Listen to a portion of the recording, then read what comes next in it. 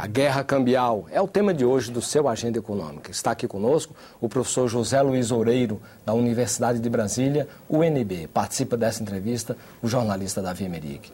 Professor, o Brasil registrou em setembro último um déficit em transações correntes do balanço de pagamentos no valor de 2,86 bilhões de dólares.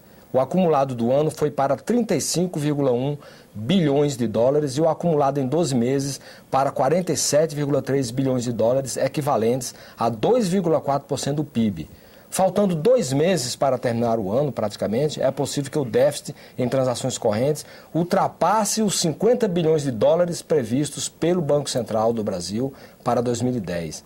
Esses resultados são preocupantes? Muitíssimo preocupantes. Infelizmente, nós aqui no Brasil não estamos nos dando conta da gravidade da situação.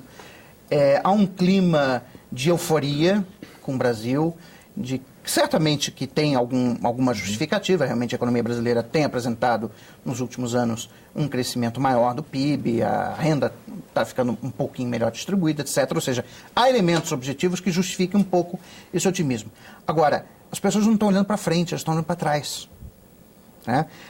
Esses números do déficit em conta corrente, eles vão ficar cada vez piores. Pra você ter uma ideia, a União de Bancos Suíços fez uma projeção há algumas semanas atrás de cenário para o déficit em conta corrente até 2015.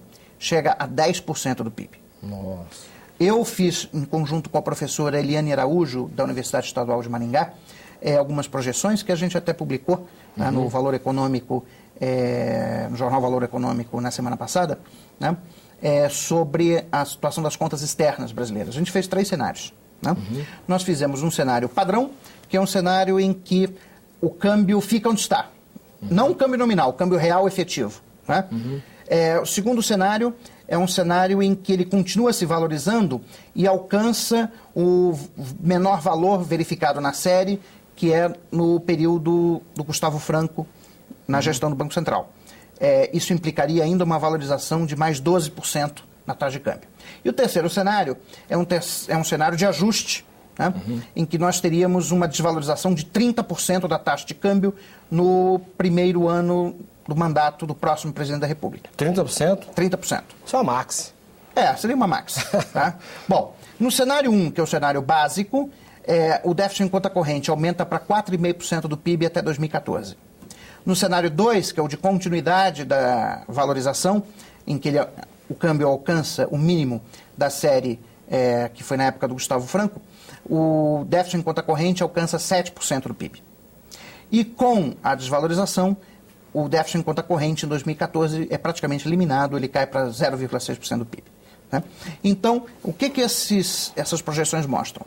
Que se nós não fizermos um ajuste rápido, ou seja, no próximo ano, 2011, do câmbio, um ajuste forte de 30%, que é o quanto a gente estima, eu e a professora Eliane, de que a moeda brasileira está sobrevalorizada, entre 20% a 30%, se nós não fizermos isso, nós vamos continuar com uma trajetória de deterioração da conta de transações correntes do balanço de pagamentos, que vai levar a uma crise de balanço de pagamentos.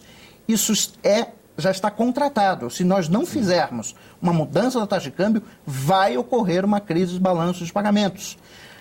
E nesse aspecto... Aí lá se vai o Brasil bater de novo na porta do Fundo Monetário Internacional. Só que nós estamos menos me preocupa. Nós estamos emprestando outra década perdida. Outra década perdida. Isso realmente me preocupa. E observe, eu queria só fechar esse ponto. Na questão de câmbio, a América Latina e o Brasil em particular é absolutamente monótono. Sempre nós temos uma valorização do câmbio e sempre dizemos que agora é diferente, para usar o livro do Kenneth Rogoff e da Carmen Reinhardt, que se chama This Time is Different. Vamos pegar um caso. Agora é diferente. Vamos pegar um caso bem particular, por exemplo, a questão da avicultura. A avicultura brasileira emprega, direta e indiretamente, 4,5 milhões de pessoas, produz 12 milhões de toneladas de carne e movimenta 1,5% do PIB, cerca de 20 bilhões de dólares. O Brasil exporta 3,8 milhões de toneladas de carne congelada de frango para 150 países. A União Brasileira de Avicultura diz que todos esses números vão despencar em 2011 se a atual política cambial for mantida. É um blefe ou as lideranças do setor estão falando a verdade? Isso bate com o que o senhor está dizendo, um agendamento futuro da crise. Olha, eles podem até estar exagerando, dizendo que vai despencar, mas certamente o problema é muito grave. Também na semana passada, no Valor Econômico, saiu uma pequena notinha dizendo que várias empresas alemãs estão reconsiderando investimento no Brasil. Atenção para isso. Estão reconsiderando investimento no Brasil. Alemãs. Em função, sabe do quê? Desindustrialização. Okay? Então vamos entrar nesse capítulo. Vamos entrar nesse reconsiderando por causa disso. Primeiro é essa questão da desindustrialização, quer dizer, ela é provocada, a mesma chamada doença holandesa, né? Que a Holanda começou a explorar gás, começou a entrar muito dólar e muito recurso externo, a moeda local despencou, né? Então foi ao contrário, a moeda local valorizou, né? E aí você foi liquidando as exportações de manufaturados e acabou que você teve um processo de desindustrialização. Houve com a Nigéria também, são casos pontuais conhecidos. Certo. Quer dizer, o Brasil está nessa rota de desindustrialização? Isso é inegável. Tá? Enfim, acho que eu já havia comentado, né, na última vez que estive nesse programa, mas nós tivemos duas ondas de desindustrialização. A primeira de 88 a 98, que foi revertida quando nós desvalorizamos o câmbio, mas a segunda iniciada em 2005, tá? Que continua até agora. Essa segunda onda está muito preocupante. Vários líderes da indústria estão visivelmente preocupados com isso. E eu acho que isso é um risco de médio prazo para a economia brasileira se continuar essa política cambial. Professor, e a gente está falando de um dólar que é 1,68, beirando 1,70 menos, de 1,70. Existe um patamar inferior a isso? O patamar do desastre? Existe a possibilidade de um patamar de desastre, o dólar 1,40, 1,20?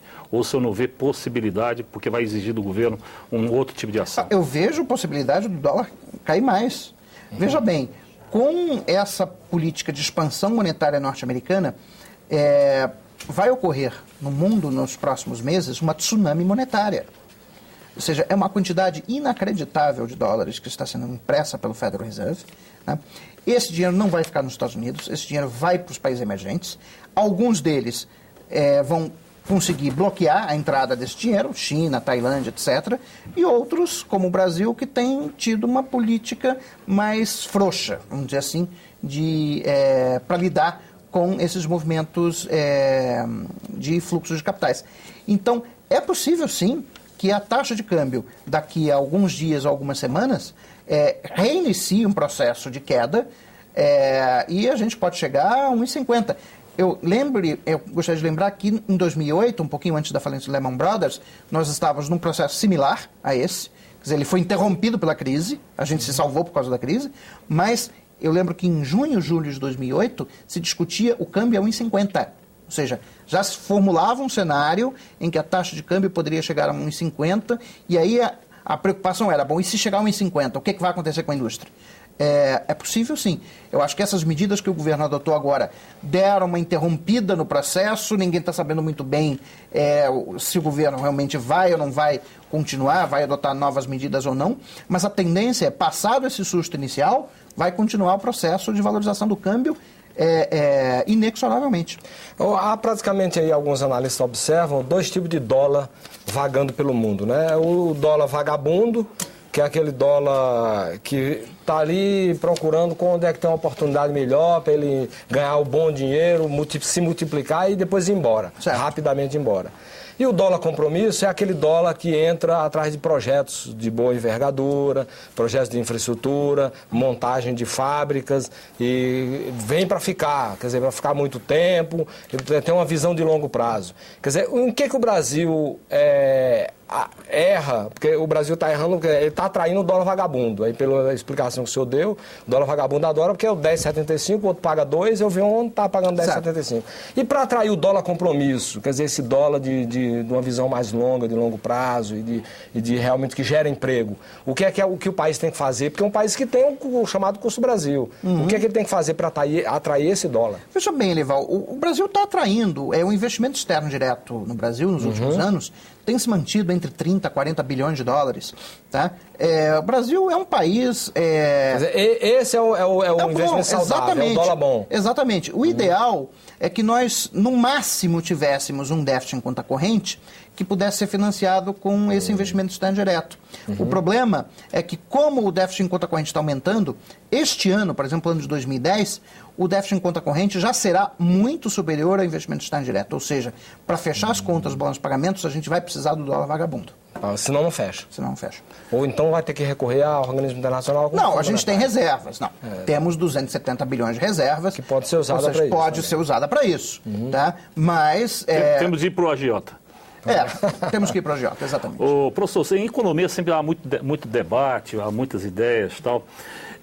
Há muitas pessoas que argumentam que a queda do dólar, o aumento das importações é um momento importante para as indústrias comprarem equipamentos, se modernizarem.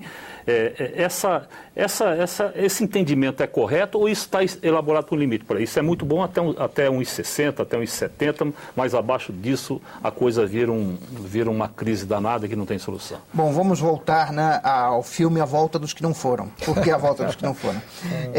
Ainda há pouco eu estava falando de que os Estados Unidos hoje são favoráveis à política que em 44 eles eram contrários, que era de fazer o ajuste em cima dos países superados em conta corrente. Pois bem, essa história do câmbio que favorece as importações, que é bom, etc., era a historinha que o Gustavo Franco contava nos anos 90, tá, para justificar por que o câmbio apreciado era bom. Nós já vimos, a gente já viu o final do filme, a gente já sabe qual é.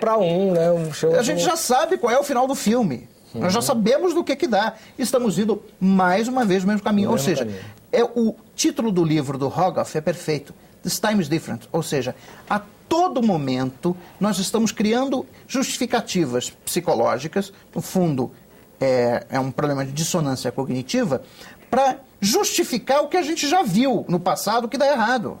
Vai dar errado de novo.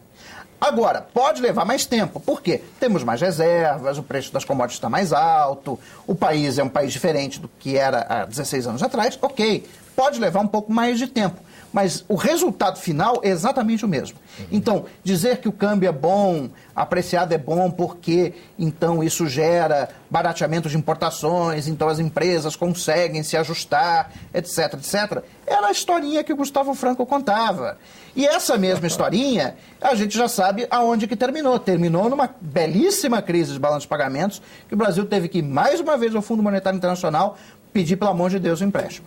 É do secretário de Tesouro dos Estados Unidos, o Timothy Geithner, a seguinte frase: criar um regime cambial estável que não dê vantagem a um outro país é o desafio existencial básico da cooperação entre as nações.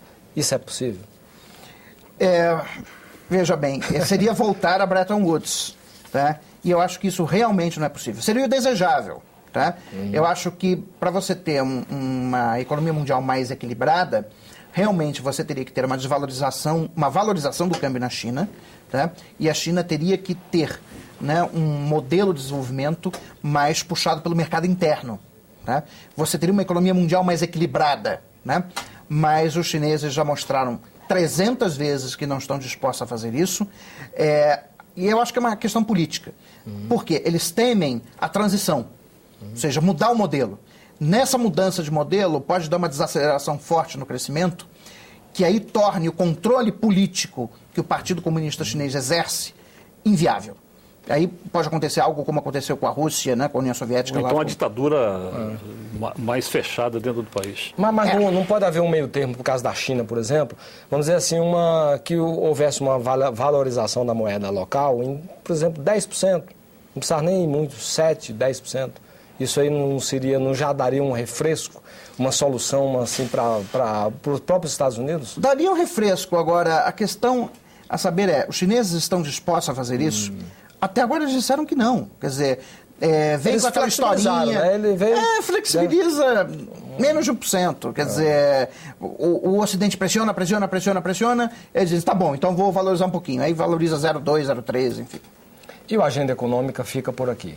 Se você quiser fazer críticas ou sugestões ao nosso programa, utilize o nosso portal www.senado.gov.br/TV. Você poderá também fazer download ou cópia deste e de outros programas da TV Senado. Nós agradecemos a entrevista e os esclarecimentos que nos foram prestados pelo professor José Luiz Oureiro, da Universidade de Brasília, UNB. Agradecemos também a participação do jornalista Davi Meric. A você de casa que nos acompanhou, muitíssimo grato pela sua audiência. E até o próximo Agenda Econômica. Até lá.